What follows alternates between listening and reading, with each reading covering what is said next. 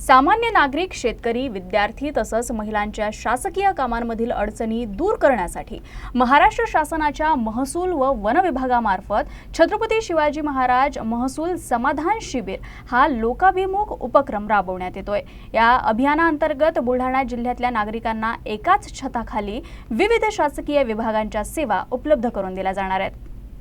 जिल्ह्यातील 92 मंडळांपैकी टप्प्याटप्प्यानं हे शिबिर आयोजित करण्यात येणार असून 7 मार्च रोजी 19 मंडळांमध्ये, 14 मार्चला 16 मंडळांमध्ये, 10 एप्रिलला 16 मंडळांमध्ये, 17 एप्रिलला 13 मंडळांमध्ये, 8 मेला 13 मंडळांमध्ये आणि अंतिम टप्प्यात 15 मे रोजी 14 मंडळांमध्ये हे शिबिर आयोजित केले जाणार आहे। या शिबिरामध्ये महसूल प्रशासनासह सुमारे 15 शासकीय विभागांच्या विविध सेवा व योजनांची माहिती आणि सुविधा नागरिकांना एकाच ठिकाणी उपलब्ध करून दिल्या जाणार आहे। त्यामुळे नागरिकांना शासकीय कामांसाठी विविध कार्यालयांचे फेरे मारण्याची गरज भासणार नाही। या अभियानासंदर्भात जिल्हाधिकारी किरण पाटील यांनी पत्रकार परिषद घेऊन सविस्तर माहिती दिली। नागरिकांनी या शिबिराचा लाभ घ्यावा असं आवाहनही त्यांनी यावेळी केलं।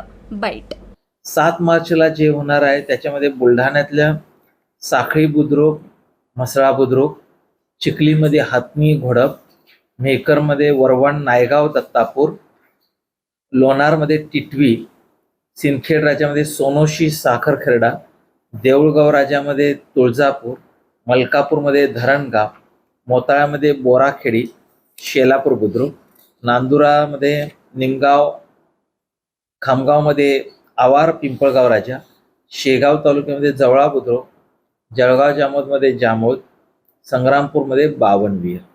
अशा पद्धतीनं ह्या 19 महसूल मंडळांमध्ये 7 मार्च रोजी आपला हा कार्यक्रम आहे आणि या महिन्यामध्ये 7 मार्च नंतर मगाशी सांगितलं त्या पद्धतीनं 14 मार्चला देखील 16 आपण महसूल मंडळामध्ये आपण ते घेणार आहोत।